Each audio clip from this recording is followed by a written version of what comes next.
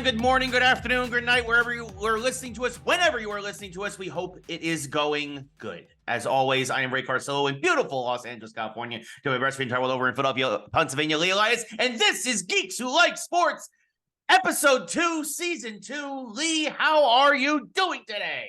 Ray, I'm reaching that age now where, and some people say that there's not an age for this, but I can have a coffee at like 5:30 in the afternoon Eastern Standard Time. Yes. And it only gets me through the next couple hours. Doesn't keep me up all night. When I was a kid, it would have been 5:30. I'm going to pull it on later. Now it's like, I'm going to make it to 9. Yeah. Okay. But I need the coffee, Ray, because in Geeks Who Like Sports, I need the energy boost. It's going to make people want to listen, like you and you and you that are all listening. Yes. Now I'm talking directly to you. Right. So I'm very excited about it. Again, this is the highlight of my week, and I've got a lot of good stuff in the week. All right. But from a podcasting standpoint, I love all my shows. I said it last week. This is my dessert. I am ready for my dessert. This is also the highlight of my week, and I don't have nearly as much good stuff going on as you do.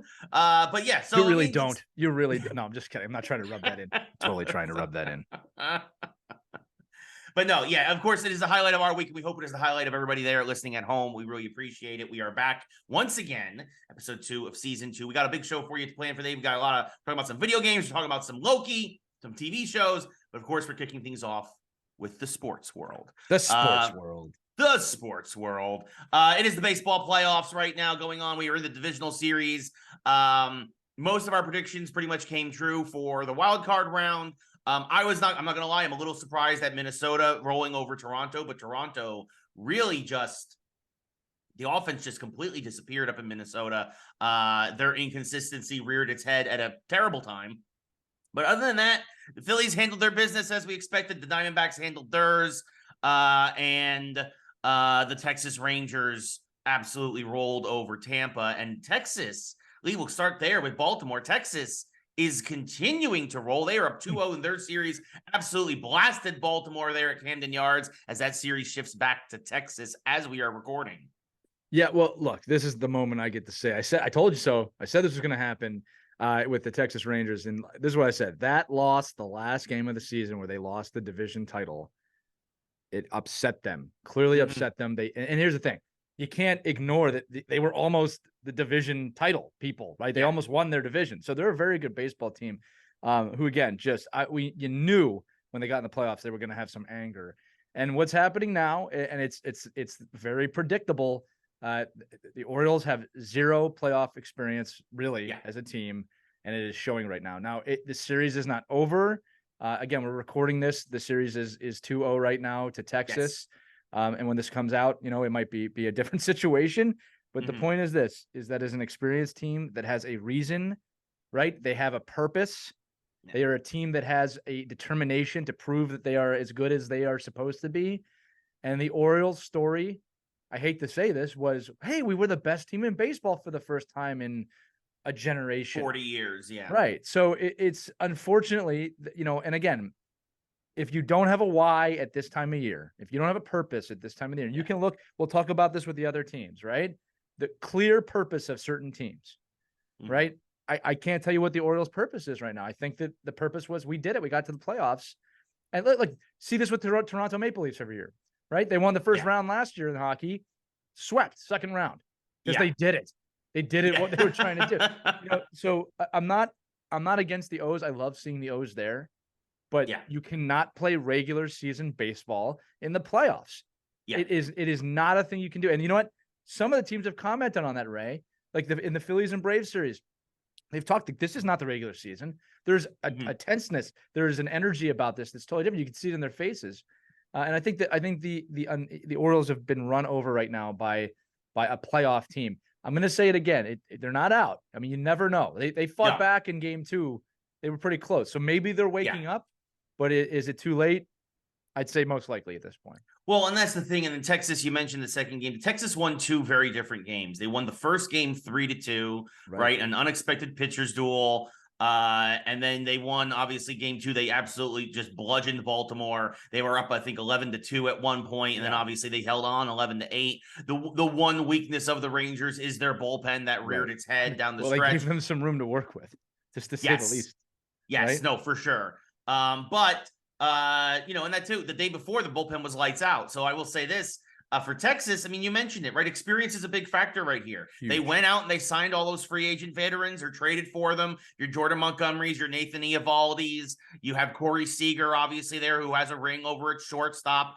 There's nobody on Baltimore who can really say that. You're going to point to Aaron Hicks. Oh, yeah, the guy, by the way, who cost you game one because he missed the hit and run sign and your tying run got thrown out and that caught stealing. Oh, yeah.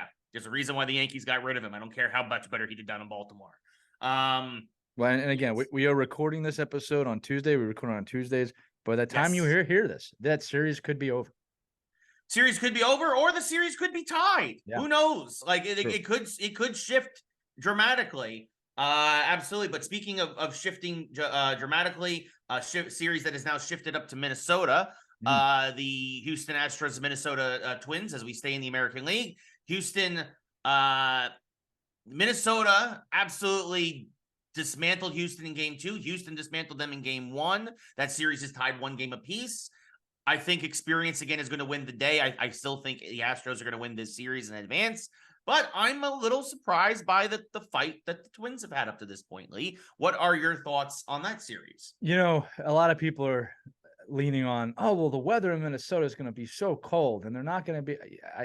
Houston is as much as I hate to say it, they are the World Series champions from last season. They are a very good team. I don't think any weather is going to play into how they play. And I think that, look, I hate to sound cliche again. If you want to be the best, you better beat the best. And you cannot give the Astros an inch. Yeah. You cannot give the Astros an inch. And if they continue to do that, they are going to lose that series. Yeah, this is, to me, I mean, obviously now it's a best of 3. I still think it's going to be Houston's series. I'll say this. If Minnesota wants to have any chance, they have to win both games in Minnesota, because if that series goes back to Houston, it's definitely over. But I think it's going to be an all Texas ALCS moving to the National League. We'll save as we predicted, for sure. We will save your Phillies for last. The Dodgers. I mean, as bad as Baltimore has looked, the Dodgers have looked even worse against Arizona. Arizona up 2-0 in that series after demolishing them in game 1 and then a good pitcher's duel in game 2, as we expected, behind their ace, Zach Gallen, on short rest. I'm not going to lie. I was expecting at least more fight, but I was expecting more out of the Dodgers. Again, anything can happen. It's only 2-0. They obviously still have to win that third game. But Arizona looks like a team that, after going through some ups and downs over the course of the season, they seem to be on an up right now. The Dodgers completely banged up. Clayton Kershaw had one of the worst starts in postseason history in game 1. And after him, they really don't have any pitching in LA that's healthy or not suspended. So the Diamondbacks might end up in the NLCS after all. The Dodgers played so bad in game 1 that Magic Johnson had to say something. As an owner, he had to be like, it's okay. We got beat when I was on the Lakers by the Celtics and we won that series. This is not Lakers Celtics. No. So I would say this, while Atlanta, follow me here, is the best baseball team, in my opinion, in the playoffs. If there's a Yankees, right? The Dodgers are the Yankees right now. Yeah. All right. And again, Dodger fans are gonna be like, "There's no comparison between." And I'm like, "You're right. The Yankees are world's better than the Dodgers." Yeah. It's fair, right? So, I think that's what's happening here is, you got Arizona's playing playoff baseball right now, and I don't think LA is at full strength, right? And again, those things play into this time of year. You get the wrong people, or you get the wrong people out. It can happen. And again, purpose. The Diamondbacks' mission is, why not us? Right. Hey, we're a wild card team. We beat Milwaukee. Why not us? Yeah. I'm going to say this too. This is kind of a side note. We talked about this last week a little bit too. The expansion of the playoffs in baseball, where it's at today. Again, not these 1-game matchups they were doing. Yeah. But the building, the progression of the playoffs, you cannot help but fall in love with it. From Moneyball, the romanticism of baseball, they've captured that again. And a team like Arizona now can flourish in that, right? Yes. I love that with baseball now, Ray, that if you make the playoffs, and again, hockey is very similar and football is very similar. The NBA is a little bit different. You kind of know who's going to make it in the NBA. Anyone can win. Anyone can win if you show up in October the right way right now. And I think that's what the Diamondbacks are doing. Yeah, no, for sure. And I think, and also, you know, a lot of us at the beginning of the season didn't think the Dodgers were going to be a playoff team this year, but they found a way. They got fat on bad teams, which is what good, experienced teams do. Yeah. And I think that now Yeah. this is kind of the Dodger team that we kind of expected. There's a lot of age on that team. There's a lot of injuries on that Dodger team, and it's kind of caught up to them. Whereas you could hide that stuff in the regular season, there's nowhere to hide in the playoffs. Nowhere. Yeah. And they're being unveiled right now. Again, not over.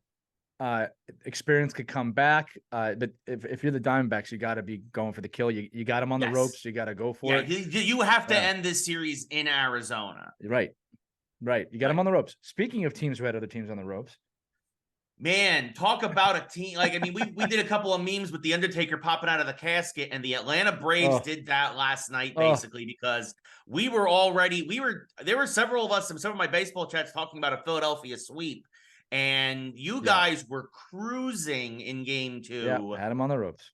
And a couple of 2-run home runs later, and the Braves pull out a 5-4. Now, on paper, you guys did what you wanted to do. You got a split down in Atlanta. The series is going back to Philadelphia. But the comeback that they made, you had your ace on the mound in Wheeler, who had 6 no-hit innings before they finally got to him. He pitched very well. Very well. And then the bullpen blew it, and suddenly, and to be fair, and a lot of folks were harping on Bryce Harper. That play, they did the stats that Michael Harris II made a terrific play on that ball to end. That was an incredible catch. He had a 40% chance of making that catch, and Harper was thinking, I'm going to tie this game. Yeah. Like, it just. Well, and again, Ray, I'll say this. It shouldn't have got to that point to blame Harper, to blame that anyway. No, I don't hear anybody in Philly blaming Harper. And I can tell you this, too, that there's no one moment in a game that is the only reason you win or lose a game. There's moments that end a game. That was one of them. All right. But, you know, it's interesting, man, because when it comes to the Atlanta Braves, what the Phillies had done so well was they gave them nothing. They didn't give them an inch. And the Phillies have been playing insanely aggressive, which you have to do. All right. You have to do that against Atlanta because they can have that Undertaker moment at any time. They're that good. In game 1, everyone's like, wow, they're aggressive. Yeah, it's the high risk, high reward. You have to play this way. And it paid off in game 1 by shutting them out. First time that's happened to them all year in Atlanta. Yeah. And then in game 2, like you said, we're cruising. And then I said an inch. Trey Turner, who has been fantastic, makes a couple savior errors. In game 1, had an error, and they scored a run on it. And I remember I was at home and I said, you can't give them an inch, right? And then they got a 2-run homer, and it's devastating. But now here's the deal, all right? It stings. To quote Nick Castellanos, we got punched in the face, but we always come back after we get punched in the face. If you are in that locker room, you got to be, if you're Phillies locker room, you got to be really mad that you lost. You got to be really mad that you gave Atlanta life. That's actually the biggest thing that Atlanta got out of game 2. It's not even just the win. Yeah. Right? But number 3, they have momentum. Yeah. They have momentum, right? They're alive. They were dead until that moment. All right. Yeah. But now there's hope. Okay. You got to take that sour taste. You got to definitely take the fact, hey, we took a game out of Atlanta. Now this is a Phillies home series. Right. All right. And you are going, and I don't care what anyone says, you are going to now what is the loudest baseball park in all of baseball. Yes. With the rowdiest fans in all of baseball. People have fought me on that, right? Like, what's the big deal? I'm going to say it. Philadelphia is now the greatest home place to play for a team in the entire league. No one denies that. Opposing athletes acknowledge it. Yeah. Right? We had fans online go, hey, what's the big deal? It's just a little loud. It's not loud. I've been to some of them Philly home games with you. It's even when they weren't great. Yeah. And it is a lively crowd. It's also a beautiful ballpark. Thank you very much. It was one of the first nice ballparks, nice things we had in Philadelphia before they built the link. Listen, I'm going to tell you this. I went to the World Series last year, and I was astounded at how loud it was in there. And I've been going to games my whole life. It was the loudest I have ever heard a stadium in Philadelphia. It was electric. And here's the thing. People are like, yeah, well, okay. No, I'm talking like people think, oh, yeah, late in the game. No, it's not late in the game. It's before the game starts. It's loud. It's the whole game. Yeah. I can show you like a second inning, 2-out scenario. It sounds like it's the end of the game. Yeah. So that And this is what's made Philly. We talked about purpose before. That is something that the Phillies have to rely on. They have a connection with their fan base that I don't think any other team has this season. All right. I'm not saying it hasn't existed before. Really the last couple of years, honestly. Yeah. And I think that, I agree. I think that Atlanta might not realize what they're getting into with that playoff scenario. And if the Phillies feed on that, it's going to be hard to beat them. And everybody's really kind of clicking right now at the right time, which is what you also need. Yeah, they're not out because they lost game 2. All right. Now, if they mentally are out, they're going to lose the series. Sure. Okay. But you got to rely on that fan base that they're going to be there to back you up. And again, Harper, Turner, these are not guys that don't answer the call. Right. No. This season to me, Ray, as a Phillies fan, it's such a sequel to last year. Like it feels like we're still in that last year. It's Rocky. It's Rocky 2. Right. Now, hopefully it ends like Rocky 2. Yeah. Okay. Or else we're going to have a trilogy. But I'm very interested. Now, here's who would be Clubber Lang in the trilogy next year? Oh, man. Next year, I'll get back to you on that. That's a fantastic question. All right. Probably somebody on the on Yankees. The Nationals. Yeah. No. Well, yeah, I guess if we're in the final, we could have fun with that. But listen, this is what if I might have accidentally given us a matchup for next week or something. Right. I think you just did. But I'll tell you this. I don't believe Atlanta's ever beaten the Phillies in the playoffs. So it's I think you're right on this. I don't think they've ever beaten the Phillies. I think you're right on that, actually. Yeah. So there's a lot going on here. To me, for obvious reasons, but also unobvious reasons, that's the best playoff series right now in the NLDS. Mm-hmm. Right? Oh, absolutely. Storylines. It's the most interesting of all the playoffs, I think, right? Like, I think, yes, Texas Baltimore is fun because it's been, both franchises haven't been there in almost a decade and whatnot, right. And everybody's rooting against Houston because screw Houston. It's Houston, but like Phillies Braves, that's a baseball rivalry, right? There's a lot going there, right? Like, and again, Arizona and the Dodgers, the same division, but that's not even really a rivalry, right? Like not like Phillies Braves, like. Right. And I'll just end on this, and I'll compliment the Braves because I talked a lot with the Phillies. Braves are one of the most put together teams I have ever seen, ever. Yeah, the talent is just undeniable, and they tied the major league record as a team for home runs this year. Your first 40-70 man ever, kind of quietly, So I'm going to say this that they're one of the greatest baseball clubs in history. It's classic Atlanta. I mean, they're just always there, right? So it's an exciting series. It really was brutal for the Phillies to lose the way they did last night. But look, you want to be a World Series champion, you got to overcome that adversity. Yes. All right. Again, you had them on the ropes. You can put them back there. And the Philadelphia fans are going to go nuts tomorrow night, Wednesday night when they play. So I'm looking forward to hopefully that goes 4 games. Yeah. Because if it goes back to Atlanta, that's you start to worry then. Absolutely. Right. I agree wholeheartedly. Speaking of the NL East, Sandy Alcantara, ace pitcher for the Miami Marlins, who had a down year this year after winning the Cy Young, announced that he is going to have Tommy John surgery and likely miss the entire 2024 season. This makes that he is the 14th pitcher in baseball this year who is going to either have had or is having Tommy John surgery now. Yeah. And this has kind of been a pandemic. We've been talking about this a lot in recent years, and it only seems to be getting worse and worse and worse. We got to remember before the 80s, Tommy John wasn't even a thing. If a guy had an injury like this, his career was over. That was it. Yeah. And then obviously Tommy John, a former pitcher for the Dodgers and for the Yankees and whatnot, had this where they basically remove like a ligament from your leg and they put it into your arm and voila. And after a year of healing, you can pitch. And a lot of pitchers get at least back to the same level they were at before the injury. Not everyone, but most. And Alcantara looked absolutely, again, he was a Cy Young pitcher last year. You wonder how long he was pitching with this because he had very much a down year this year.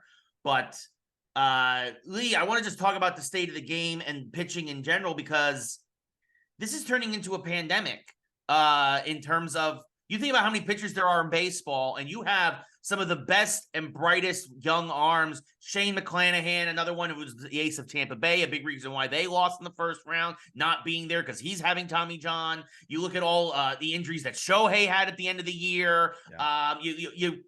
What is going on with baseball pitching? Is it because the pitchers are throwing harder than they've ever thrown before? Is it because a lot of athletes now are not as well-rounded as they used to be, and now everybody's just focusing on, like, well, I'm going to be a baseball pitcher? Like, as I talked to some folks about this, it's like, you talked about, like, Jackie Robinson was obviously a multi-sport athlete. Like, a lot of base people go into baseball, but they grew up as multi-sport athletes, Right. or even in football or other sports. And now you're seeing people kind of specialize. And is this putting extra wear and tear now, or underdeveloping certain body parts while overdeveloping others? Right? Like, what you are the sports guru. What is your opinion on this? Really, this unfortunate pandemic in baseball, because we're missing the prime years of great pitchers because of it. Well, here's the nice news for you, Ray. It's not limited to just baseball. You're seeing this in a lot of different sports right now. The hyper focus on one sport, where every single study, there's not one study to dispute this, states that multifaceted athletes become better athletes. Every study shows that as a youth athlete, you should be playing multiple sports if you really want to develop. But what's happening is youth sports is becoming a big cash machine. All right, a huge cash machine. I'm seeing this in hockey daily. I talk about this daily in hockey world. Okay, but when it comes to the baseball world, it's a mix of two things. One, baseball's snail-like pace of evolving anything. Okay, that's number one. And number two, it's what you just said. You asked me, is it because they're hyper-focused? Yeah, of course. What happens when you take 10,000 more pitches by the time you're 18 over someone who hasn't? Right. And now the experts will say, well, they need to take those pitches to get where they're going to be. I disagree. All right. I think there's a lot of different ways to practice pitching now without actually having to throw the ball fully or to extend it fully. So, yeah, I think that's part of it. Now, with that said, what will naturally happen, and this has always happened, now that this is such a problem, pitching will naturally start to evolve. What you have to hope for is that we don't go old school with our pitching scouts and go, well, that guy throws weird, so he can't be a good pitcher. Right. And that's what's going to happen. It's going to start in the youth levels. They're going to start changing how pitching is taught. I think you're going to start seeing pitchers with way different windups. Right. Because it's just not worth it. It's not worth throwing your arm out at 25. I think you're going to start seeing a lot more side armors than, because most of them, not all, but the majority of them are guys coming over the top. Yeah, which has never changed. Right. Yeah. So the other thing I'm going to say is this, is that from a business standpoint, I'm taking this from like an ownership standpoint now, you got to protect your assets, right? So look, there's equations that go around of like, what's the difference between a pitcher who stays with us for 10 years and one who's lasts 2, right? Because we're paying these people a lot of money. So hopefully there's going to be some advancements in, okay, this is what we need to do to protect our pitchers, or teach pitchers at a younger age. I mean, look, when it comes to the 5 major sports, in addition to providing the highest quality athletic competition in the world with all the sports, it is also their responsibility to develop and evolve the sports. And we've talked about this with baseball a lot, Ray. If you don't evolve the game, you're going to lose the youth athlete. And if you lose the youth athlete, your sport is on the clock. All right. Football was facing an unbelievable problem with concussions not that long, it was 10 years ago. And they have completely taken upon themselves to right the ship with the lack of contact now in youth. Obviously, the protection on the helmets. I mean, we were making fun of those guys wearing foam when it started. A lot of people were. And I said, what are you making fun of these people for? Like, whatever it takes to protect. Why would you not protect your asset? Right. So football's made that turn. Youth football participation's kind of leveled off now. It was nosediving. It was nosediving. Right. Baseball might be facing this, or you just won't have as many pitchers. Well, I was going to say baseball, by the way, is still having a problem with its youth movement, right? Which is it's been having for the past 20 years. Yeah. So, well, they're relying on it being the American pastime, and to be fair, that will buy them a lot of time. But if kids are getting injured, and what's going to end up happening, Ray, is that the youth game is going to get so competitive, these injuries are going to start happening at 15, not 25. Yeah. All right. Well, and the thing is you are seeing that now. You are seeing these injuries in late high school or the college years, or while they're in the development system, and you are seeing these injuries now at a younger and younger age. And I'm going to say it to your point again. Great athletes become great athletes. Almost every pro athlete could play pro in something else within reason. People forget Allen Iverson could have been an amazing football player. Better football than he was at basketball. That's saying something. Did he have the size? No. Okay. All right. I can't tell you how many hockey players could have played baseball, right? They were drafted Yeah. both ways, right? Yeah. We've seen this football players being drafted to play baseball. Yeah, Great Russell, athletes. everybody from John Elway to Russell Wilson. Yes. So. Great athletes make great athletes. Okay. So if you are some parent listening to this, you cannot hyper focus on one sport. You should not, right? Even if your kid wants to, you should not do it. So yeah, are arms underdeveloped in some ways? Probably. All right. Does the game need to evolve? Yes. What's going to happen here, I think, Ray, is in 20 years, we'll be having the conversation when, Geeks Who Like Sports is a geriatric show. We'll be talking about, you remember that problem with Tommy John, and they fixed it back in the 30s when they fixed it, when the robot umpires finally came in and the pitchers didn't have to pitch so hard to get it through the strike zone. Yeah. Don't get me started on that. But yeah, no, that's my answer is that, yeah, it's an evolutionary point in the game, where yes, these athletes are underdeveloped. And I think that they're focused on one thing. And again, what happens when you take 10,000 more pitches by the time you're 18? What do you think's going to happen? They always said it. You only got so many bullets in that arm. Yeah. Look at Otani. Like, is he ever going to pitch again? I don't know. I don't know. Yeah, it's going to be something to really consider, and it's going to be interesting what happens when he hits free agency now because of all these injuries this year. I really hope he's not a flash in the pan. I mean, it's undeniable what he's done already, but it's going to be horrible if that guy's career really goes down, and he played for the Angels. Could say the same about Trout, by the way. Yeah. You know what I mean? Who they're now looking to trade, by the way. Yeah, it's a little late. Yeah. What a sin. The Angels, what a joke. If the Phillies joke. lose, they'll come here. It's going to happen. Yeah. Yeah, I mean, at this point, the Angel organization is that's a whole other dumpster fire that we'll discuss another time. Ray, but moving before on, you move on, just real quick, would you mind giving me an adjective, please? An adjective.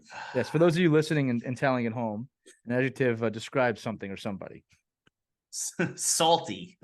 Ooh, and then how about a verb? A verb. Throwing. Rowing? Throwing. Throwing. Since we were just talking about pitching, I'll say throwing. Yeah. Okay, got it. You make it. So, all right.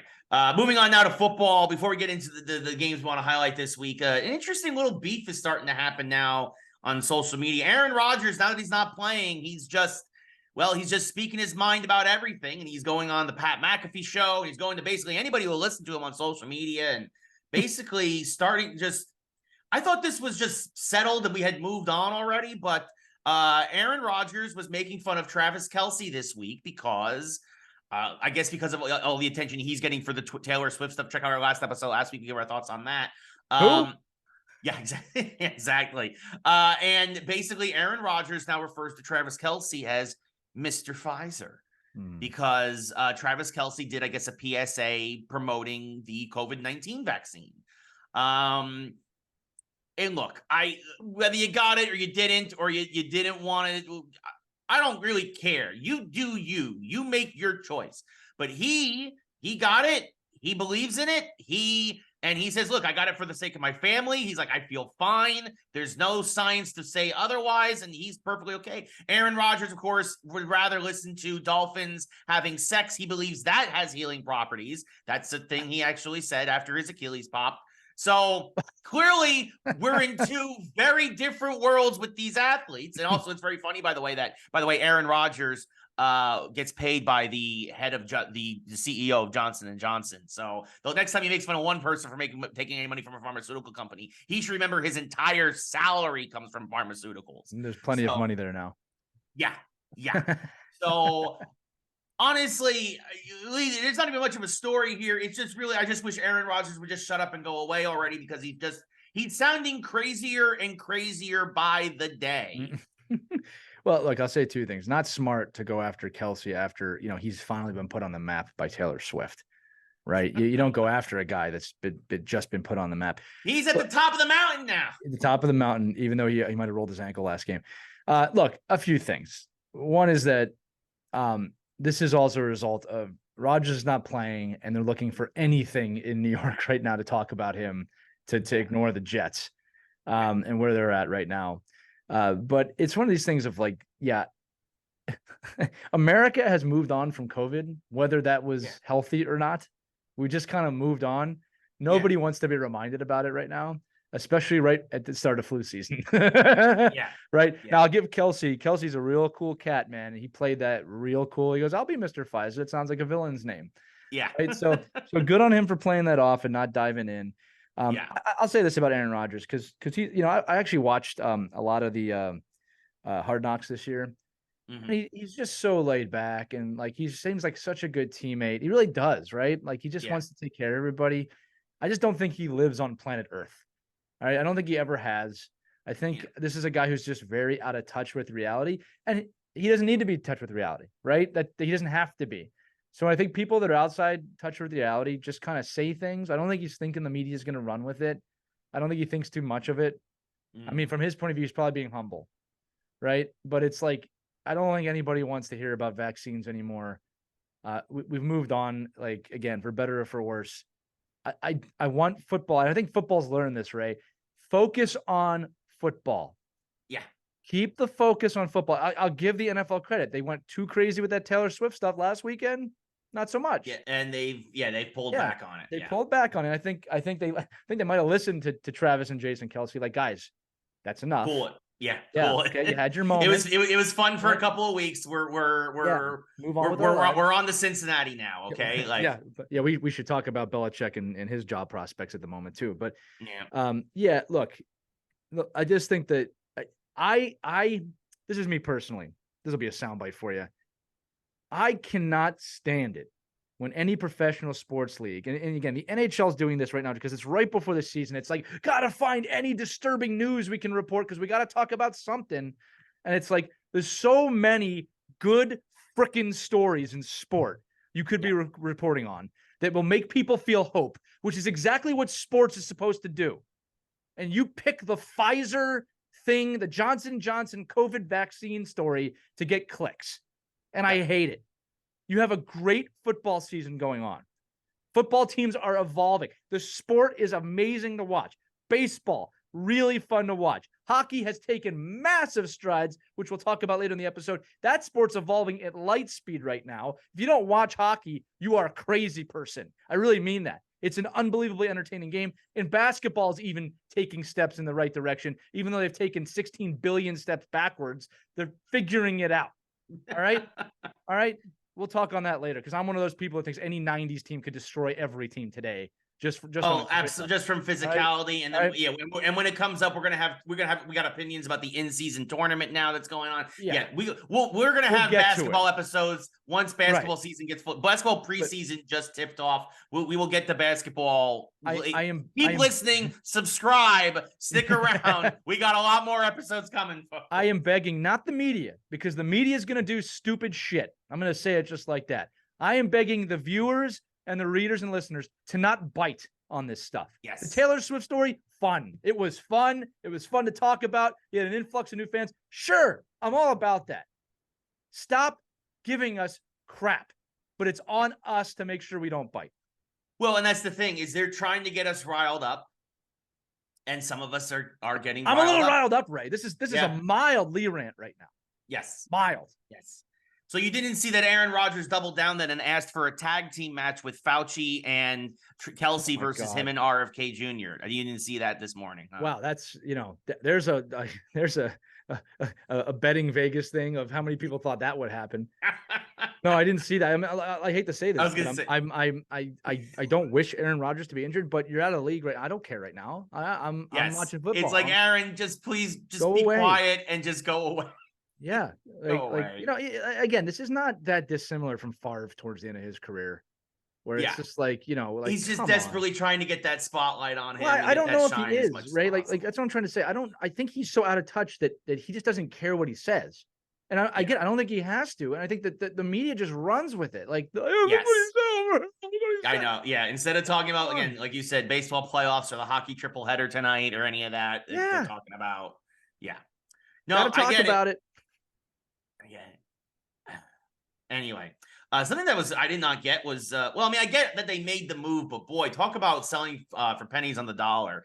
Chase Claypool was traded to the Miami Dolphins this week for basically a swap of picks. It was Chase and a 7th rounder from the Bears goes to the Dolphins for a 6th round pick. They have plenty of weapons down in Miami, but if they can get anything from Claypool, Mike Daniel said it. He's like, anybody who can make our team better, we're all for. Maybe Claypool. Because Claypool had a very promising career in Pittsburgh the first couple of years. They then traded him to Chicago. Obviously, he fell off the face of the earth. He got labeled as a toxic teammate.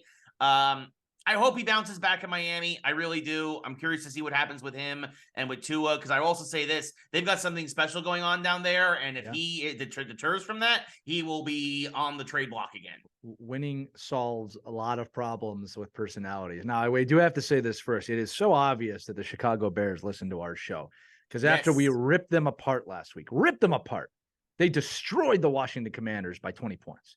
Yes. Right? Wasn't even close. So I just want to say to the Bears organization, you're welcome. Obviously, we motivated you to your first win in about a year. Bears fans, I'm sorry, it's still going to be a horrible season. That and the ghost of Dick Butkus might have helped. So, yes. That was a clear motivator. But Geeks Who Like Sports did Butkus. I mean, Butkus wins that every time. With Claypool, again, they were keeping him away from the team, so they were going to have to trade him for nothing. Miami won. This is going to be huge. Just reminds me when Moss went to the Patriots. I mean, you've seen coaches being able to turn athletes around the right way when they're in a winning situation. Miami is in a winning situation. They got a great young coach down there. They got a great team down there. Again, they're not a Super Bowl must-win team yet, but they're making steps to get there. Right? They are definitely a contender for sure. Yeah. If they can get that defense clicking as well as the offense, they can definitely make a case. And you mentioned again, Mike McDaniel is doing a fantastic job at the press conferences. The press conferences. Somebody brought up that Mike, congratulations, you've set the record for most total yardage through 5 games. He's like, we did it, guys. We did it. We hit our preseason goal of setting a record for yardage the first 5 weeks of the NFL season. Right. He said it so deadpan. It is just a fantastic clip. Well, I will say this too, Ray. The NFL and probably the NBA, the NHL and MLB have not caught up to this, but they are not afraid to hire these young coaches. Yeah, do a great job, right? And you've seen this over the last few years. These young coaches are totally disrupting the way things are done. McVay with the Rams, and Sirianni with Philadelphia. I mean, there's a few of them. And then the other thing too is that you're seeing the greatest coaches of all time fail miserably. Yeah. Right. So the game is changing. Again, I think the NBA is not afraid to hire younger coaches, although the dynamics of running an NBA team are very different from a coaching aspect. The NHL and MLB, terrified. Still won't do it. Got to bring back the old guys over and over and over again. I think when that changes, things are going to become different, although we are seeing evolutions there. But love seeing the way I think Claypool is going to do great in Miami. I'd be shocked, really shocked, if that guy's as big a cancer as they say he was. I think the Chicago culture was the cancer. And I don't mean Chicagoans. I'm talking about the Bears, right? So we'll see what happens there. We will see what happens. And we also saw this weekend what happens when when the Giants just do anything, which is just a disaster. Do anything.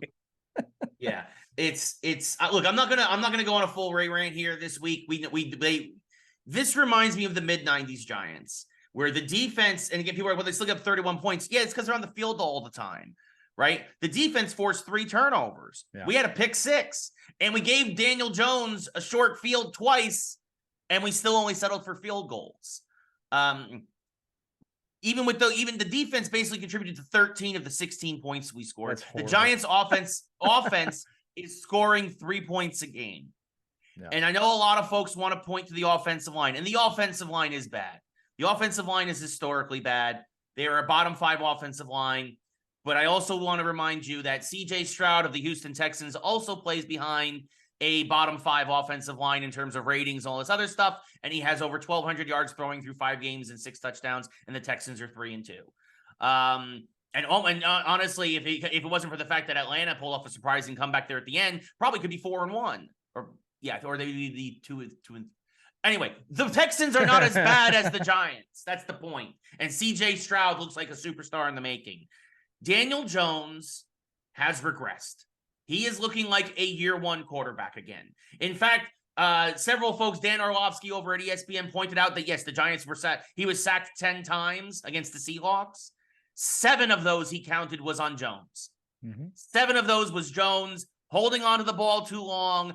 Again, and I mentioned it here last week, not recognizing an obvious overload blitz that everybody in the stadium saw except for Daniel Jones, right?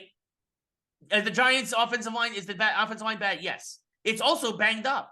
Our right guard, when the play that Jones was getting hurt, our right guard was playing left tackle. Yeah, because it looked like he was because he was lost.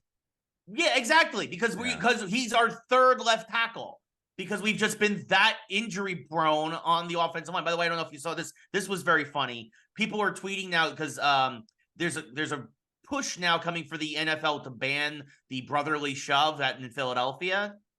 And one of the arguments is this would be the Giants playing some 4D chess for you. Mm-hmm. The Giants tried the brotherly shove, and 2 offensive linemen and our tight end all got hurt in the same play. Yeah. So now they're trying, people who are against it around the league are trying to say it is a health concern because the New York Giants are so incompetent that they screwed up a quarterback sneak. Yeah, leave it to the New York Giants, by the way, to dictate football rules. That's how the hierarchy works in professional football. That rule will never be set, at least not while the Eagles are doing that play so well. It's undefeated, the brotherly shove. Yeah, I know. Mini rant there. But I mean, look, the Giants, you gotta Daniel Jones is a bridge. You're stuck with him money wise, guaranteed. Also next year, he will not be your quarterback next year. I'll say this. This is going to be a deep quarterback class in the draft, even deeper than last year with Young and Stroud and Richardson. Take a quarterback, sit him for a year behind Daniel Jones. If you want to keep Jones around, which I wouldn't, as the backup, that's fine. But you draft a quarterback this year. Daniel Jones's days are numbered. This season is lost. The Giants are 1-4, going to probably be 1-5 after we get shellacked by the Bills this coming weekend. There's a script leak for you. Surprise, surprise. Well, the script would be the other way around. Like the Giants. Right, no, if the Giants pull it off, Daniel Jones with the best game of his career. Daniel Jones comes out with a neck brace on and throws for 450 yards. Right, that would be with a Willis Reed-like moment. But no, look, season's over. It's time to move on. Jones is not the guy. A lot of us for 3 years. Yes, well, I've been saying that forever. Even that, I said, look, I understood there was, after winning the playoff game against Minnesota in a good second half, I said it. You give the guy a 2-year contract and see if he can replicate what he did last year. You don't give him 4 years. No, 4 years. This is an organization trying to force something to work, and it's not going to work. And again, you know what? You got that great defense. Now's the time to rebuild your offense. And we'll see what happens. Ray, real quick, would you give me a part of the body? Hand. Okay. What about an adverb? Lovely. Lovely's a good adverb. Yeah. Yep, I'm going to take it. Okay, you may continue. Okay. And for those of you listening, you'll understand at the end. All right. So we mentioned the brotherly shove. We mentioned Philly. The Eagles won against the Rams. Them and the Niners are the last 2 undefeated teams. I was not surprised the Niners beat Dallas. But boy, did the Niners stomped Dallas. Yeah, they embarrassed the Cowboys. How about them Cowboys? You look like a mediocre team. Like I said, you were going to be a mediocre team at the beginning of the year. I think that Dallas fans are not going to agree. They are a mediocre team. Yeah, I just think that they'll probably still make the playoffs. They'll be a wild card. I don't think that outcome was surprising. I think the Niners are that good, and I think the Cowboys put up actually a lot of points, right? So it's just they're a better team. It's just the way it is. Yeah, I mean, look, look. The question that leads us into the question: aside from the Niners and the Eagles, who will play each other in a few weeks, by the way. That's going to have a huge implications for playoffs, right? That means because they both won the division, their respective divisions last year. Well, and to be fair to the Niners, the NFC Championship game was not fair in the sense of they lost Brock Purdy in the first half. Purdy got hurt in the first half, and that was the end of the game, right? So that would be a fantastic rematch. Yeah. So aside from Philly. There's only one team in my mind that could threaten the Eagles and Niners, but Lee, I want to hear from you first. Is there anything that's going to prevent a Niner Eagle rematch in the NFC Championship game this year? Well, what we just talked about, injuries.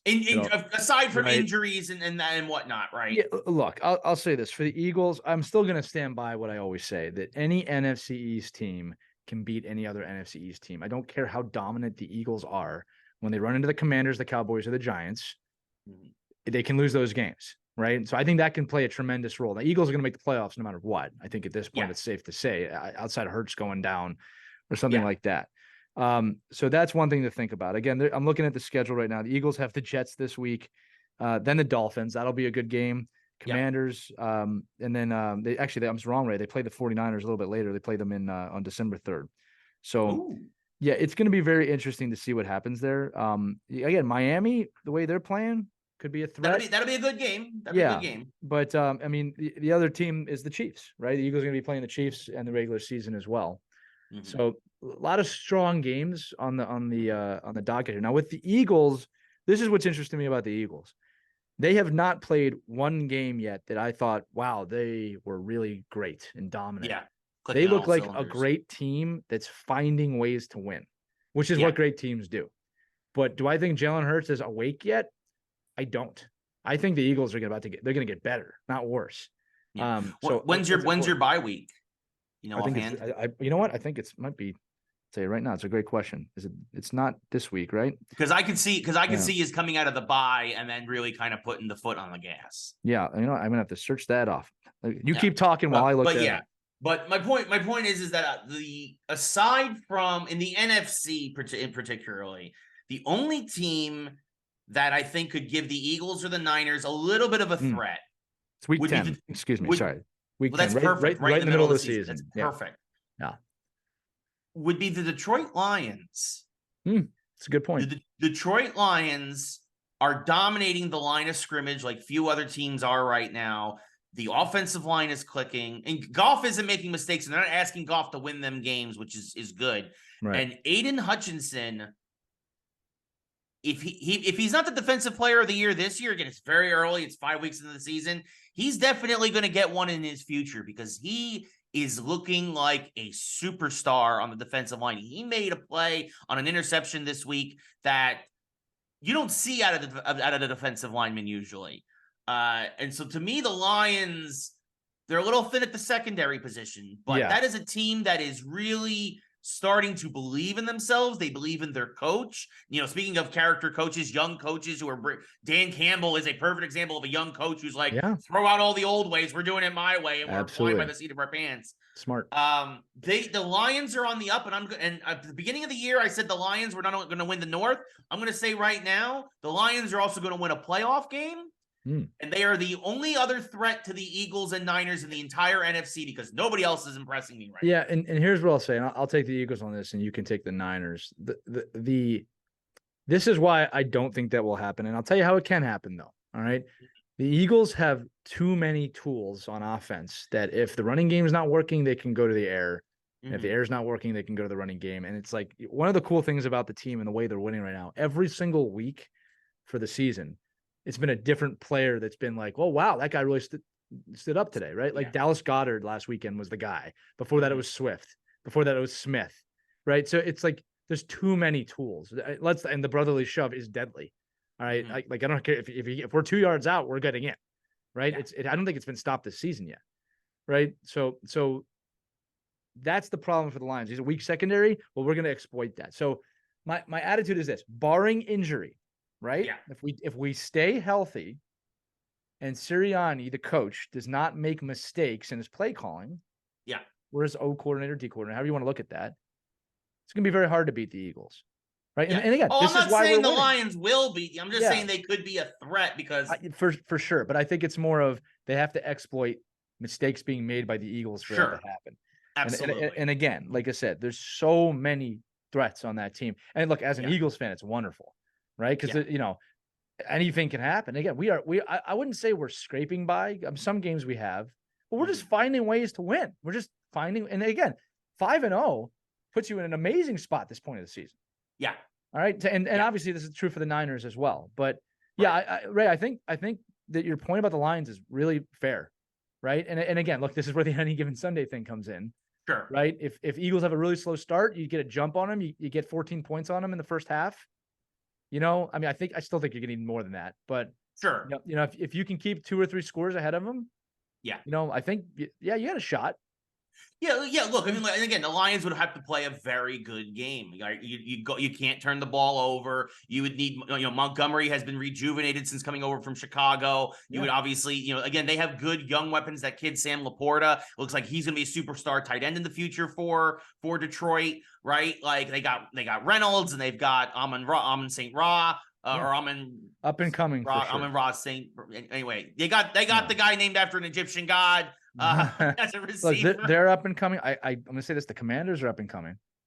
All right, big time. They haven't looked at the last couple weeks, but they definitely have. I even with that is just the sign. That's what an up and coming team looks like. Like when they're playing, it's like, oh my god, wow, they're coming. I think Washington needs a new coach. Well, and they'll probably have one sooner than later with all the changes going on there. Yeah. I gotta transition to this, Ray, if it's okay with you. Yeah. I'm throwing it. We have to talk about Bill Belichick, coming off 2 of the worst performances of his career. The Patriots, as bad as the Giants have looked, the Patriots have looked worse. The Patriots scored 3 points total combined the last 2 weeks. Now, this is the question I keep getting asked on, by my friends is, are they going to fire him? No, Bill Belichick will never get fired. Okay. And even if they don't win another game this season, they're not going to fire Bill Belichick. He'll be gifted going on his own terms. He will be pressured internally to retire probably, but he will not be embarrassed like that. Never. No, and nor should he be, right? All right. Yeah. He's the greatest, one of the greatest, if not the greatest coach in history of football. Sure. All right. But Mac Jones is the only guy worse than Daniel Jones right now. Yeah, I remember when Brady left, I'm like, oh, we're going to get to see how good Bill Belichick is. And it has not panned out. So this is my question. Has the game passed him by, or does he just not have the tools he needs to win at this point? I think it's a little bit of both. Yeah. I definitely think that the Patriot offense Mac Jones is the only guy who I would say I would not want over Daniel Jones right now. Yeah. When they're at the bottom of the chart right now, I think ESPN ranked the Giants last and the Patriots right on top of them. Yeah. Because I will say this, because it's very similarly, like the defense for New England is still playing well, but they're giving up points because they're on the field all the time. Right. Right. Like, I mean, and even against the Saints, like Jones just kept turning the ball over. That's not on the defense. No. Including them too. They had a pick 6. Like it's so I mean, could it be as simple as, are they a quarterback away? Maybe. I mean, here's the thing. If they keep losing like this, them too, they're going to get a high draft pick and they're going to have their pick of the litter this coming draft. So well, here's the other interesting point here. Like, as I see these parallels, the other greatest coach of all time, Nick Saban, Alabama's struggling a little bit right now. Yeah. And again, it could be coincidence, but it just makes me wonder. And look, I'm not rooting against Saban and Belichick. I'm really not. I really think the world of those two guys, but they're faltering at the same time. So I'm wondering, maybe the game is changing a bit and these guys are falling behind. It's all about Dion right now in college football. So yeah, and you can't deny him, Coach Prime. No, you can't. No, Coach Prime is doing a fantastic job there in Colorado. Love him, hate him, he doesn't care. Yeah. So all right, moving on from football, we're going to move on into hockey briefly. Hockey kicks off tonight as we are recording. It is a triple header. The Rangers don't play until Thursday up in Buffalo. Lee, what are your early hockey season predictions as the air, well, at least probably on the East Coast, getting a little crisper, a little cooler? Yeah. It was in the 40s this morning. It's nice. It's still 80 here in LA. So yes, it will remain 80 for the rest of time, and that's going to be cold. Yeah. But yeah, what are your thoughts on hockey and who are your early favorites? What are your thoughts as we kick the season off? Here tonight. I think a lot of eyes are all on Connor Bedard in Chicago and how is Connor Bedard going to do, sure. and as they should. But I think this is the season where the teams from a few years ago are going to return in full dominance. I think Colorado is going to be very dominant this year. They were heavily injured last year, and now they're pretty healthy. I think you have to watch out for that team. And I think on the East, Boston is mad. Boston has picked up a lot of players. If the Bruins are not in the Eastern Conference final this year, I'll be shocked. All right. But I think those two teams are going to return to form this year and really push it out. Now you want some kind of wild card teams. I think the New York Rangers are a wild card. I think the Carolina Hurricanes are a wild card. I think Washington is not. I think they are more focused on getting that goal record. I think this is a massive season for Ovechkin in his pursuit of that. He has to have a 40-year goal year really to maintain pace on this thing because he's not getting any younger.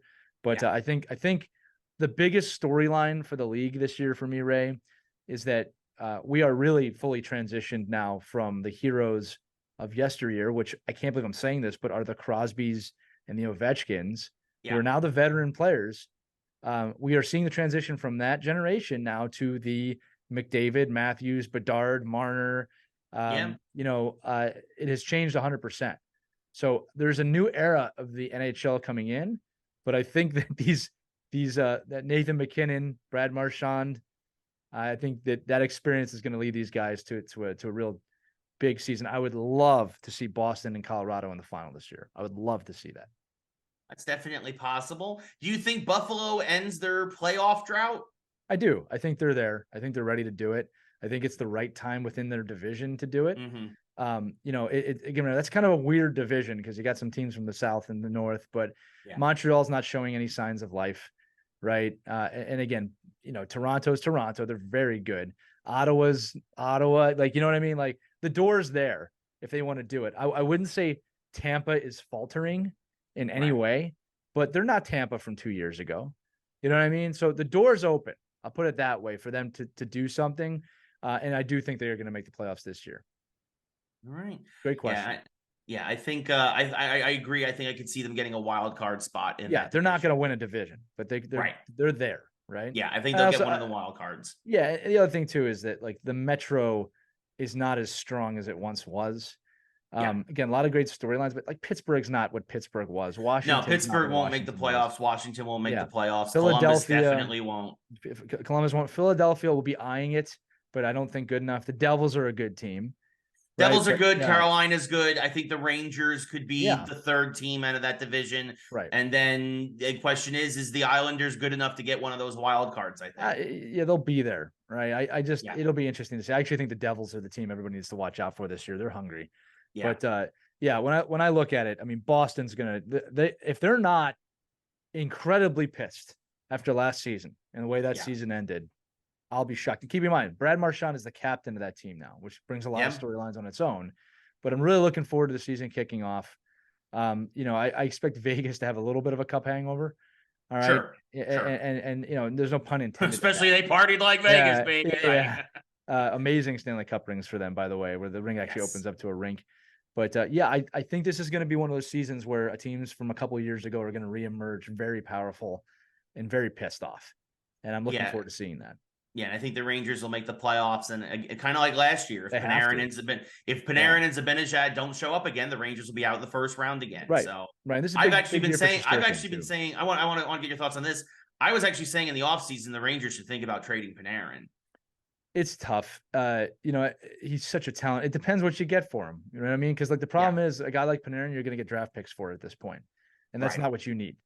Right. No, Rangers are still in win now mode. The window is still. You're a very balanced team. You just need to perform, right? And again, it'll be interesting to see what happens. There's always a lot of pressure on New York, and this is going to come down to Shesterkin, right? He has to play out of his mind again. Yep. And Jonathan Quick now the backup, signing a 1-year deal. Huge. I mean, that's a huge deal that Quick is there. I mean, now you have a Stanley Cup champion sitting there. Yeah. Right. Understanding it. So I'm looking forward to the season. Hockey. I alluded to this earlier in the show, Ray.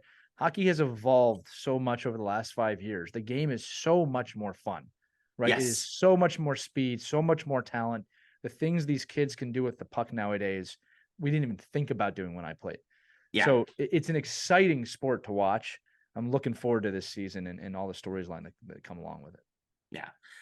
Speaking, you mentioned pressure on New York. We want to do a special topic here also before we conclude the sports section. We noticed something, Ray. You and I did some research, and we noticed something. So the last time that New York won a championship of any kind was the New York Giants Super Bowl win, Super Bowl 46, in the 2011 to 2012 season. The G-Man! Since that time, now for those who don't know, I moved to Los Angeles in the middle of 2011, right? So that football season was already getting underway. So I like to think that my good juju had kind of still been cemented there, even though I had left for that time being. Since I left the New York area, Los Angeles has won an NBA championship, a Super Bowl, a World Series, and 2 Stanley Cups. And a soccer championship. And several soccer championships between the Galaxy and the LAFC. Yes. Boston, I don't even know what they did for soccer, has won 6 championships since I left. 3 Super Bowls, including 3 Super Bowls, 2 World Series, and a Stanley Cup. The Eagles have a Super Bowl. The Penguins won 2 cups. We have won nothing since I've left. Clearly, the problem is that I am no longer living in the New York sports tri-state area. The Carsillo Effect. It is the Carsillo Effect. I am the good luck charm, not only for us to win, but to ward off all of our enemy cities. I'll also mention, Ray, it's not just Los Angeles. All of California is winning. I mean, yeah, if we expand to all of California and add in Golden State and San Francisco and all this other, like you talk about the Giants World Series, San Francisco Giants World Series, you talk about the Golden State Warriors championships. I'll take it a step further, Ray. Not only have they won, teams are flocking to Vegas. Yeah. There's pro sports in Vegas. They already won a championship. Yeah. Baseball's coming to Vegas. This is the Carsillo Effect. It's all about the West Coast. It's all about Carsillo on the West Coast now. I want to put an offer out there. People of New York need to know, Ray. I am happy to come back east. I am reaching out right now to James Dolan, to Hal Steinbrenner, to John Mara. Guys, you all chip in. You each give me like $100,000 a year, and you buy me a nice house in North Jersey with a pool, and I want a personal chef and like a maid and like stuff like that. Oh, I'm not gonna cook for myself. I'm not gonna. The Italian juggernaut doesn't cook for himself. No, not cook. I mean, I cannot cook well. I can do it, but I want good food. Guys, for the low price of $100,000 a year from each of you, I will come back east, and I guarantee we're going to start winning championships again. I guarantee it. Like Joe Namath ain't going to be the Jets. The Jets won't win. The Jets will never win.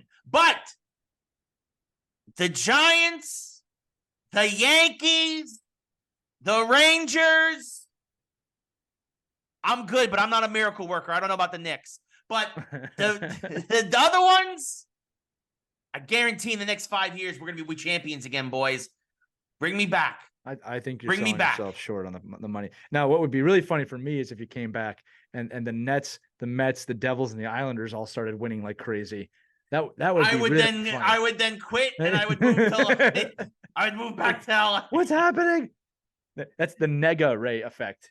Yes, that's the right? dark Ray. But we did this. We were talking last night. I was like, oh my God, California, specifically Los Angeles, where Ray resides, has won all 5 major sports championships during his time here, and New York has won nothing.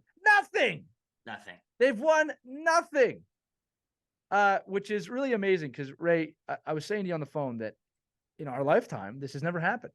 Has never happened. It's actually really quite curious. There's never been a point in my life where New York has been on a drought for this long. Now, I will also fully admit, and you know this, I have zero sympathy for that city when it comes to sports championships, being from Philadelphia. And it's not just because most of my enemy teams reside in New York. It's that I don't have any sympathy for teams that won that much and then complain about it. But you're not complaining about it, Ray. You're making a humble offer to the owners. That really for no money at all. It's a steal to bring me back. You make that on one game day. And the Carsillo Effect can come back to New York. Yes. It'll make me happy. Gentlemen, you could be heroes to the entire tri-state area and millions of people who will buy tickets to your stadiums to watch our teams win again. Guys. Think of the publicity, Larry. Yeah, exactly. No, you knew what I was going for. Yeah, I did. You want to No. win an election? Anybody, Yeah. if there's any elected officials in here, you want to win an election? Carsillo Effect. That's You it. can be like Trump. I brought Carsillo back. Yes. I brought him that's back right. and we won. I brought back college football. Dumbest thing I ever heard. Just the dumbest argument I ever heard. By the way, anyway, the Carsillo Effect. Ray, what's funny about for me is that every time Philadelphia has won a major championship, I haven't been in Philadelphia. That's true. You've All been on the losses road. have happened while I've been here. Yeah. But yeah, no, they never win when I'm here. So I'm hoping to change that this year. We've got a few prospects there. In fact, when I went to the World Series, first time I've been to a championship game in Philadelphia, it was no hitter against us. Maybe it's me. Maybe it's the Lee Elias effect. Maybe I need to coach the team. There you go. We're on to something. There you go. The Carsillo effect. Yes. People listening, we have to start this campaign. We have clear, decisive, factual, statistically based advice here that Ray needs to come back over here. Yeah, guys, we haven't won since I left. Yeah. And producer Caitlin also mentions, and this of course is included as well. I would like a luxury box. She says field side tickets. I want a luxury box. I will take luxury box tickets. So they can do that kind of upward camera angle. Like, is Ray here today? Yes, no, exactly. Yeah. It'll be me in the box with Taylor Swift and Travis Kelce's mom. What? I don't get invited to this? Well, you'll be there too, but thank God. All right, good. Oh man. I mean, unless we lose, and then we have to let you just you. What was we'll that? Meet you afterwards. You're stuttering now. I don't understand. We'll meet you afterwards. Oh, we'll meet you. Okay, you sound like my brother now. Ray, would you give me a verb ending in ing, please? Verb ending in ing.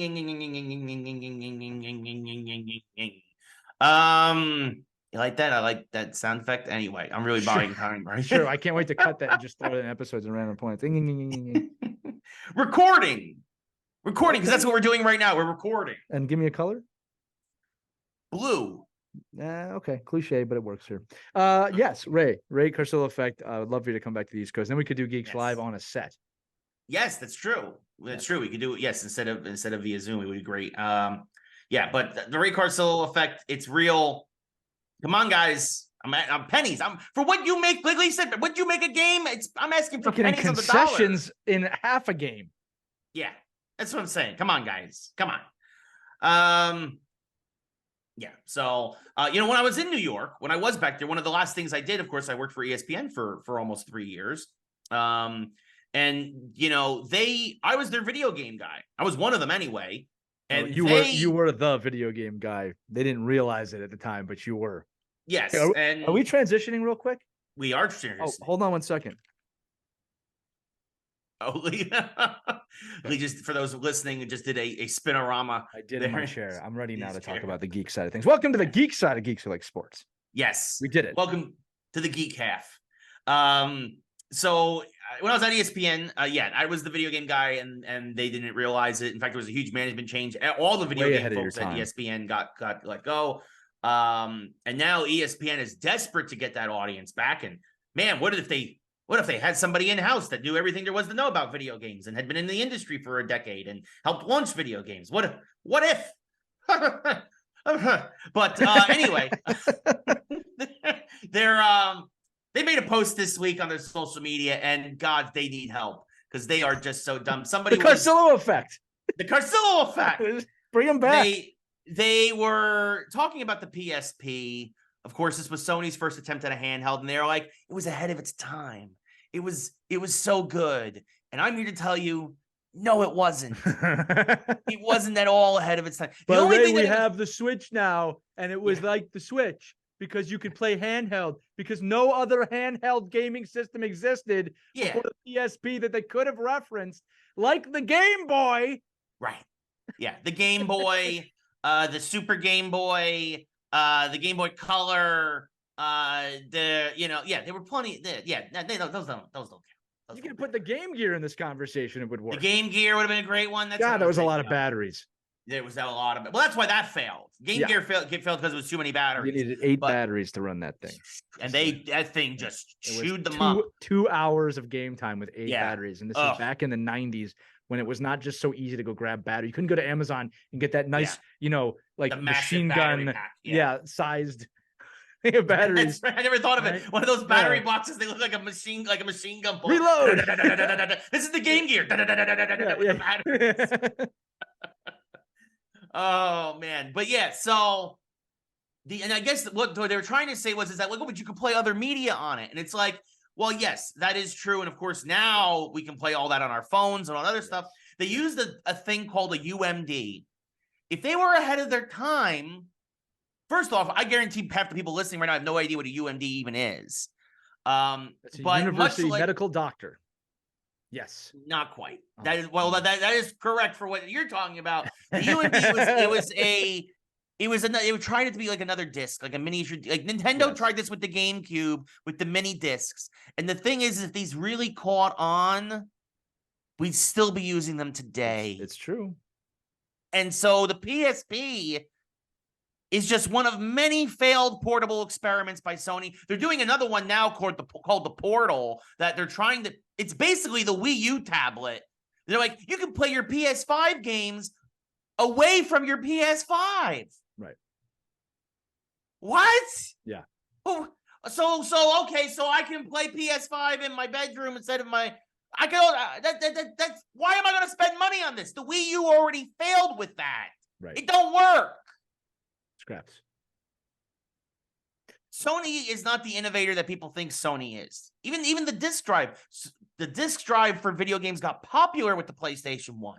Remember, the 3DO did it first. And we talk about this. If you listen to the first season of the show, folks, we talk about this all the time. The guy through the brick wall usually does not reap the benefits. Right. 3DO was that case. Sony reaped the benefits. Sony does not innovate. They reap the benefits. And in this case, you see from the PSP to the Vita with its stupid back touch screen to now this Portal piece of garbage, every time they try to innovate, it sucks. Yeah. In ESPN, your video game efforts suck. I am available. Carsillo Effect. Look, I'll say this. When we talk about evolutions in gaming, all right, obviously, we'll go through the whole history really quick. NES was a huge step forward in home gaming. It changed the marketplace. It saved the marketplace after the Atari collapse. Absolutely, right? I'd say the next big step forward, because I think that the Super Nintendo, the Sega, those were natural evolutions. I wouldn't say these were the next big step forward is the Game Boy. And it's like, I don't think people understand that 4 batteries and 8 hours of gaming in a handheld green screen was revolutionary at the time. It wasn't a thing you could do. You have to understand, prior to that, we had Tiger video games where it was the same 17 different animations on the screen all the time, right? And then the next evolution would, in my opinion, would be the Xbox coming around and just changing the game a bit. But the biggest evolution recently, and you want to talk about someone ahead of their time, is what Xbox did. I said Xbox. All right. What they've done with streaming. Yeah. And what they've done with just Game Pass. And Game Pass is the biggest evolution in gaming. And by the way, it was late in my opinion. Yeah. But we've talked about this in season 1, which was like 170 episodes. All right. Sony is not the innovator. Sony is going down. I've said it. I don't think there's going to be another PlayStation. Right? I know they just announced the thin PlayStation or whatever. They announced the Slim today, which honestly, if you already have, here's the thing, and everybody agrees on this. If you already have a PS5, there is no reason to get the Slim, which also, by the way, even though it's smaller, it's more expensive than the regular PS5. That's stupid. That screams, we're desperate for your money. Ray, I also read recently, just to show you how gaming is changing, that Xbox Series S way outsold X. Yes. Like, a lot. Which no disk drive. No disk. People are finally starting to make the transition away from disk drives. They have, right? That tells me that they have, right? Because the X is a much more powerful machine. But people would rather have no disk drive, and they understand, like, smaller, sleeker. Yeah. Absolutely. Yeah. So your future's right there. All right. Yeah. And the PSP, I mean, come on, ESPN. Who told you to put that out? You know what happened there, Ray? Some fanboy of that was like, you know what we should post about? Right. Yeah. I had this thing and I loved it. And I'm sure people did love it. Right. Yeah. It was a cool idea at the It was time. a good idea, and it was poorly implemented. Yeah. Sony. Whoa. Yeah. Yeah. No, exactly. I mean, that's the thing. I mean, the Sony... other thing too. Sorry, the other thing too is that what people should have their eyes on, and again, it always gets overlooked. Is not even Sony and Microsoft. It's just like Netflix has games now. Apple has games now. Yes. Like the games are going everywhere. Apps are everywhere. So gaming is evolving again. And then there's just, AR and virtual reality that is just kind of, it's always just kind of hanging out there. I don't know what it's going to take. It's going to take some pretty slick glasses, I think, for someone to really make that go overboard. But look, I've used an Oculus, man. It's not bad. It's just not popular as it should be. It's not there yet. Yeah. It is a big investment, whether you go PSVR 2 or you go HTC Vive or you go Oculus. It is a big investment, and a lot of folks aren't willing to go and invest, and understandably so. Yeah, not yet. Yes. But it's coming. I think so. I think we're still a few years away, but I think it is coming. Yeah. And I also want to... It's all right. I apologize. It's going to change what you think gaming is, right? Because the 2D gaming world, which is fantastic, what you can do in a 3D gaming world goes beyond games. I mean, you want to talk about Geeks Who Like Sports? I know junior, very high level goaltenders that use a thing called Sense Arena on the Oculus, where it's people shoot at you. It's a game. I remember juggling with like baseball players do the same now with batting. Right. They use it to warm up. Yeah. Yeah. So that's coming. All right. That's coming absolutely. Soon. Yeah, and that's the thing, and that's virtual reality. It's not just for gaming. It has so many uses outside of gaming, which is what makes it as an educational tool and whatnot, which makes it so enticing to a lot of companies in a lot of places. I also just want to quickly mention, you mentioned Xbox. Again, Xbox has innovated and has done a lot in the past, but Xbox has also occasionally been guilty of it too. They perfected online play. Remember, Dreamcast was really probably the first. Yeah, I agree with that too. And that was also, the one that kind of made it. Apple does so well. Yeah, it's what Apple does so well. It takes something that exists and they make it better. But that's business in general, right? Yes, of course. And Microsoft has been better about it in the past than Sony, I think. And I get it.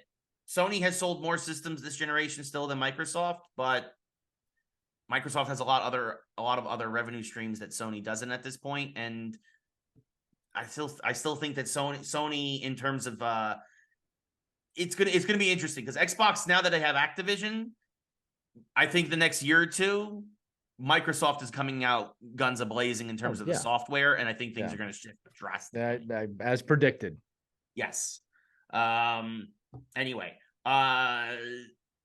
in another timeline, though, maybe Sony is the innovator. Maybe Sony is the winner, the champion of all of this. And the reason why I bring that up is because Loki episode 1 dropped this week. Lee, I'm not going to lie. I didn't think they were going to be able to pull me back in. But they pulled me back in this first episode. Kei Kwan plays a new character named Ouroboros, or OB. They explain... First off, here's the thing. They introduce, it's good storytelling. They introduce a problem at the beginning of the episode. They solve it by the end, but there is still that overarching problem that they've begun moving here that will go, of course, over the course of the series arc. Right. To me, we mentioned this. I think before. This is Marvel's last chance for me. Yeah, me too.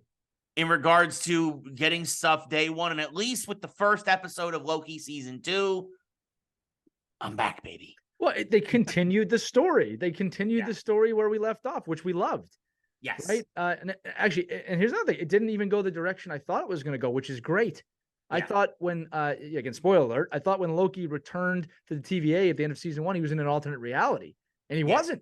And again, for those who haven't watched, I won't go into it any more than that. But like that, you discover that right away. Yes. That, no, this is the TVA as you know it. Yes. Right. And that something's going on. Ouroboros is fantastic. I think the other thing too is just this really good acting, right? Yes. Owen Wilson, Tom Hiddleston, they're very, very good at these characters that they're playing, right? And again, it's furthering the Prime storyline, and that's why I think that you and I are drawn in. I'm going to say this again: Secret Invasion, which Ray, I don't know if you've seen it or not yet. Yes, I have seen Secret Invasion. Yes. It was such a horrible ending. Oh. I mean, it was horrendous. All right. I mean, and the more you watch that show, you're like, please do not do what I think you're going to do. And they did it. Right. Yeah. So Loki cannot end that way. No. Right. My prediction, and this is like a broad prediction, Loki is going to move forward the primary storyline, the prime storyline in the MCU right now. Yeah. Now, what they can't do is do that and then leave it alone for another 4 years. Yeah. All right. So we'll see. Very, very good episode. Extremely well acted. It's a great standalone episode. Yes. Right. That's what made it great. And like you said, solve the problem. There's a bigger problem at hand. Tune in next week. Yeah. Right. They did a great job. Yeah.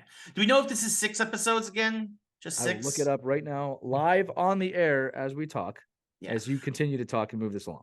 Yeah, no, I agree. I really, really enjoyed it. Like to your point. And again, I thought they were going one way too. They zigged when we thought they were going to zag. Brilliant. And it was really, really just well 6 done. episodes, yes. Is 6 episodes. So yeah, I really hope they fix everything that's happened with the first phase 4 and half of phase 5.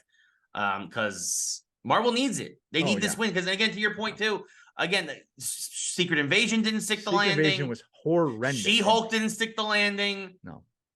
Moon Knight not really stuck the landing. There was a little Easter egg to Moon Knight in this show, this episode this week. Yeah. So when the janitor guy, not janitor, he's listening to a self-help tape. It's the same one that he listens to in Moon Knight. So that little connection there makes me wonder if that's going to connect somehow. You know, another thing Loki could do here, Ray, which I think would be a tall ask, but is maybe start linking together some of these other storylines. Fingers crossed. Right, because that's kind of what we need now. We predicted, and I think this is still obvious. Ray and I predicted, I think a couple of years ago, that what Marvel's doing is creating mini teams within the team. Right, you had the Avengers phase 1 through 3. Now you have all these little teams surrounding the large storyline. Right, which will make it easy. Which will make it easier to, and then of course eventually introduce Fantastic Four and the X-Men and all of that. Right, Midnight Suns, X-Men. I mean, there's a lot of things here, right? And with all the Kangs that we have out there, that's how you defeat them. Everybody gets a Kang, right? Yes. My hope. You get a Kang, and you get a Kang. As we said, I'm going to make a very broad, long-term prediction now. Okay, that I think writes this whole ship. We know Fantastic Four is coming, and we know they're investing a lot of time and money into that. Yeah. Victor Von Doom needs to come along. He needs to be the one that takes out Kang and then turn into the villain that he is. Yeah. And for those who don't understand, Dr. Doom is a larger villain than Thanos. Yeah. A lot larger. Yeah. All right. And it would make sense. And it would actually almost save Kang in a way if they did this. But that's my broad prediction that they're positioning the Fantastic Four to transition this towards Dr. Doom. Hopefully. Fingers crossed. Ray, I need an adjective, please. An adjective. I don't know, soft. Yes, that's a good one. Okay. That's going to make this much funnier when we read it. And how about just one more quick noun, and we're almost there. A noun. Sword. I like it. All right, you may continue. So it's going from swords to sabers. Ahsoka finished. I still haven't watched it. I got to catch up. I know I haven't watched it, but what are your thoughts on the Ahsoka finale after everything is all said and done? It was so good and fantastic. You have not watched it, therefore I will not spoil it for you, Ray, but I will say this. What this show has accomplished, they have opened up the Star Wars universe so much wider than it was before, which is wonderful. And I'm not just talking in terms of galactic interstellar travel. All right, I'm talking within the Force. They have opened this up wide, and they can make a lot of decisions now to quote unquote right the ship if they want to in the future storylines, in the present storylines, and in the past storylines. That's how brilliantly written this was and acted it was. 2, probably the greatest lightsaber combat in the history of Star Wars throughout the series. Some of the best acting in the series, some of the best cinematography in the series, some of the best writing in Star Wars history. I'm not kidding. I'm not just saying this because I'm hyped up on it. Then it ends with an insanely satisfying ending with a massively open continuation on the table. Right? It's like a perfect ending. It was like the ending of an Empire Strikes Back you know, where it's like, what happens next? But boy, do I feel good that I watched that. Like, you're happy to wait for the next thing. You know what I'm trying to say? Yes. It was that good. I will be very interested to hear your thoughts on this. I am going to tell you, Ray, as a Star Wars fan that you are, kind of a traditional Star Wars fan, Yeah. I'm highly recommending that you watch this. I don't think you really need to watch too much Clone Wars or Rebels to enjoy the show. I think you will enjoy it more if you know those characters, but with Right. very little research, you will fall in love with the Rebels characters in the show without having Okay. watched too much Rebels. Right? Okay. It brings back the wonder, the joy, the humor of Star Wars. That's something that's been missing from some of these shows. Yeah, for Right? sure. Andor's good, but it's not funny. Obi-Wan was good, but it wasn't funny. Yeah. Like, there's a lot of moments in this show I laughed. Mandalorian had that charm. Mandalorian Yeah. does a good job with this. Yeah. But I'll tell you this right now. When the stars align on the Mandalorian storylines, the Boba Fett storylines, and the Ahsoka storylines, and again, without any spoilers, the other things that they have now created, we're primed for the best Star Wars we've ever had. That's a statement. That is a statement. All right. That is a statement.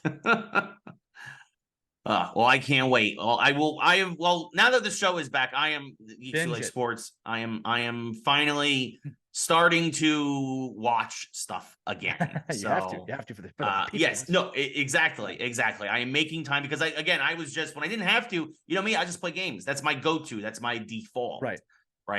I'm going to say this again. Like, they have, I don't want to say redeem, it's not the right word. They've incorporated characters in this show that have improved those characters. I mean, it's you're going to feel something when you watch the show in the best way possible. Right. And then again, the expansion on the universe, the expanded universe, if you're getting my drift. Yes, I am aware of Grand Admiral Thrawn. I'm going beyond that. Okay. Like, this is big, right? I just gotta thank Dave Filoni and probably Favreau a bit too. I gotta thank him. Like they have restored something that is very important to me, and I think a lot of Star Wars fans, where you know, the sequels, which I hope they kind of improve, but the sequels there. Let me tell you this last one for you. You know the line, like, somehow Palpatine returned. Yeah. Okay. So instead of just saying somehow Thrawn returned, yeah, they actually explained it. Explained it well. It makes sense with Star Wars lore, right? There's a lot here to go over. When you watch it, I promise this to the listeners because I've been asked a lot. We will do a breakdown of the show. Okay. And where it's going. Because, like, there's so much I want to discuss with you, Ray, that I really cannot talk about yet because I refuse to spoil this for you. I appreciate it. And here's the funny thing, and this is the last thing I'll say about it. Okay. The cuts are so deep, but you'll understand that I don't think the layman Star Wars fan even sees where this is going. You know what I'm trying to say? Yeah. So yeah, I know you know about Thrawn. They didn't hide that.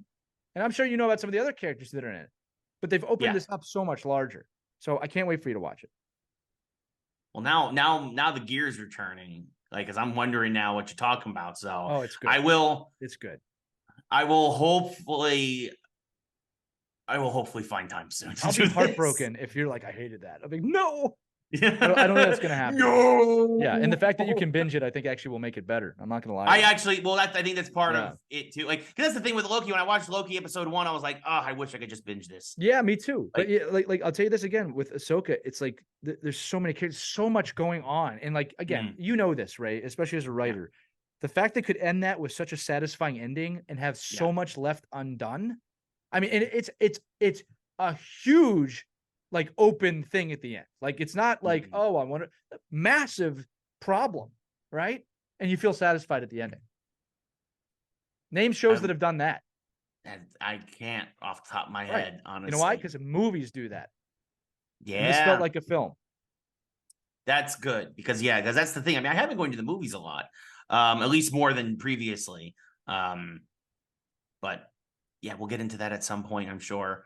That's the thing is just shame we missed Turtles talk and we missed all this other stuff for all the movies that came out over the summer, but maybe we'll touch upon those at a later date. Yeah, we can do that. Yes. I have been like watching stuff again. I have mentioned that I have been, I did finally, my cousin Chris yelled at me via text Yeah. Not really. Well, first off, Chris, I know he's listening, and I'm glad he's listening. God bless you, Chris, for Yes, putting up I with know this your whole life. I know he's Wait, how old is Chris? happy. He's a couple years older than me. So. Oh, he's older than you. Yes, he's so older. Someone's dealt with you longer than me. Yes. Wow, Chris, God bless you, buddy. Yes. We need to talk. Call me. Yes. So he's happy the show is back, and we're happy that he's listening. But he yelled at me for not watching Wrestlers, which is a show on Netflix, which follows basically, for those who don't know, OVW, Ohio Valley Wrestling, used to basically be before NXT and before the Performance Center and before Florida Championship Wrestling. That was like the WWE minor leagues, right? That was where guys went to go cut their teeth, and they had guys like Batista and Cena and Randy Orton and Brock Lesnar. All these guys came through there.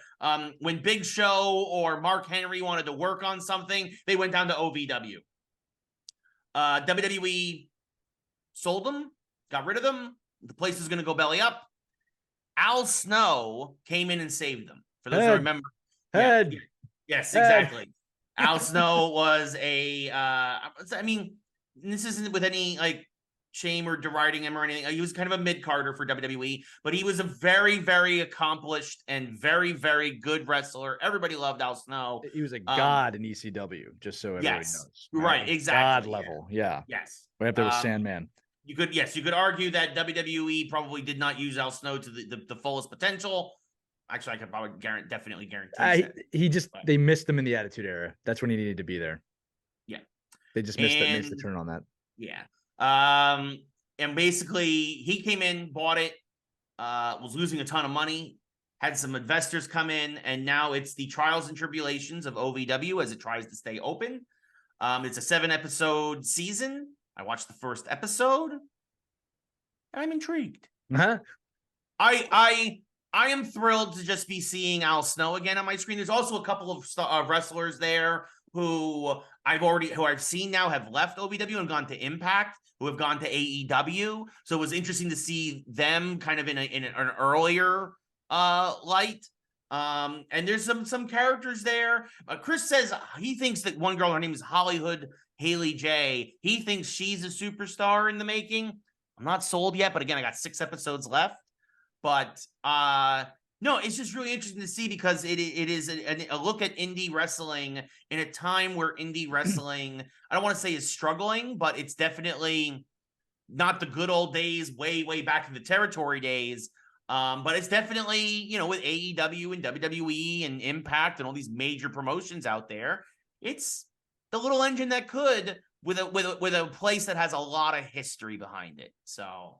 I'll say this, right, that it's interesting how professional wrestling has kind of evolved in this space, right? Where, again, you think about the big wrestlings of wrestling when it was kind of this regional thing, then it became a very kiddie thing in the 80s, in the 90s, and then it became, the Attitude Era, and it became this very serious thing. And then we got to this kind of time period where it was very stagnant. Yeah. Very, very stagnant. And you're starting to see now there's depths to it.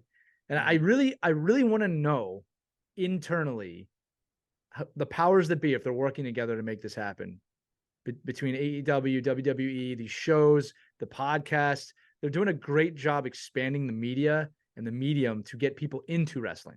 I'll say this. It's definitely not the higher ups, right? It's not Vince McMahon and Triple H with Tony Khan, definitely not Vince McMahon.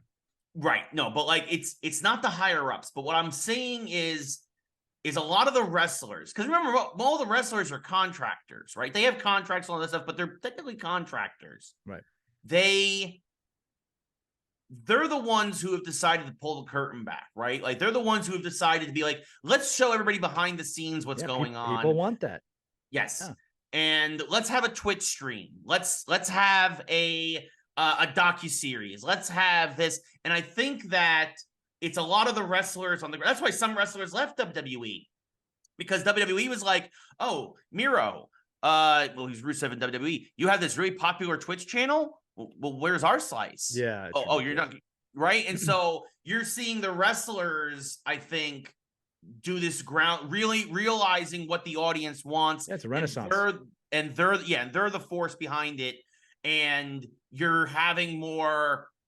The company executives, whether it's like a Scott D'Amore in Impact or a again, or Vince and Triple H or Tony Khan. They're just kind of letting it happen, kind of thing, right? And so even when a guy leaves a company or goes to another company, whether that's Edge or whether that's the Indian Lion Shira, or whether it's Jade Cargill or whoever, they're kind of getting their thing with the social media and all this stuff. They're, a Britt Baker, they're kind of just being left to their own devices with that. I don't think, and I think that's why it may look like sometimes that companies are working together, but it's just the wrestlers working together, right? Because they all know each other, right? Even though they're in different. I think it's brilliant. I think anything you can do to humanize some of these guys and meet these guys. I mean, again, talk about old guard leaving and new guard coming in. Like, wrestling is at a very pivotal moment right now, and I give them a lot of credit for as you're saying, the athletes. It's like when the athletes took control in baseball, right? And you started to see them. No, we have rights too. There's not just one option anymore.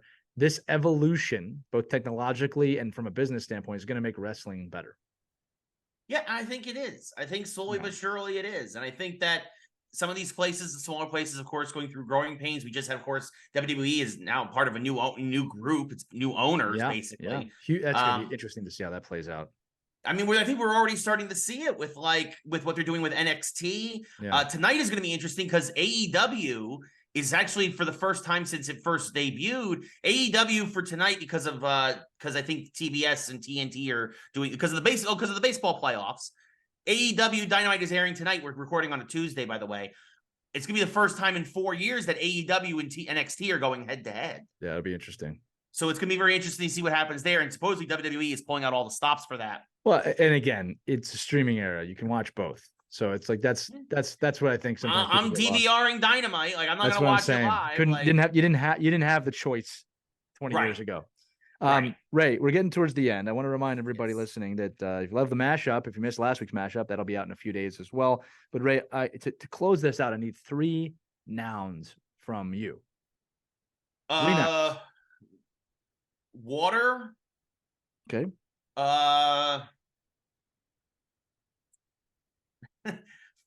Fire. I promise not to do the Captain Planet. And paper. Love it. Okay, Ray, are you ready for the results of what you've done? I am terrified, but you should be, because it's a Madlib. For those of you who don't know, I purchased this very expensive superhero Madlibs DC edition because of my buddy Ray. Ray, this is a story that you've written called "The Man of Steel" by Ray Carsillo. Oh boy, are you ready? I am ready. All right. Special report to the Daily Planet by Lois Lane. The salty quiet of the afternoon was broken by a call for help after the safety harness of a construction worker throwing on the 87th floor of Metropolis Tower malfunctioned. Oh my God, what's going to happen? The man held on to the building scaffolding with one hand. That's literally what you picked. While his friends tried to save him. Before they could reach him, the man lost his grip and began to fall lovely towards the ground when suddenly a blue and red figure came recording down from out of the clear blue sky. Again, another thing you picked, towards the tower. It's going to be soft, a woman cried. That could be taken a lot of ways. The man of sword swooped in and saved the falling man as modestly as a fire. On the street, the people gave a cheer for the water of Metropolis, who had once again saved the paper. Which works, because this is by Lois Lane. That is The Man of Steel by Ray Carsillo. Special report here. Looks like next week you'll be doing Hot and Cold, and it involves the Flash. Oh boy! So I'm gonna put that behind me, and we'll find out what happens next week on Ray Does Ad-Libs with Lee.